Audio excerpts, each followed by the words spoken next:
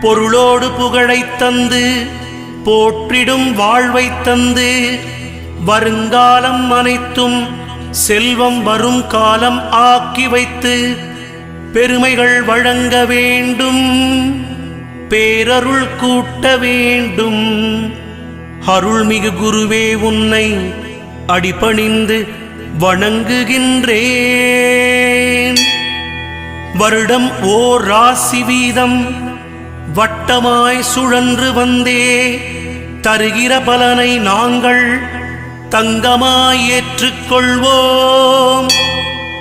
வருகிற நாட்களெல்லாம் வசந்தமாய் மாறுதற்கே அருள் தரும் உனது பார்வை அனுதினம் எமக்கு வேண்டும்.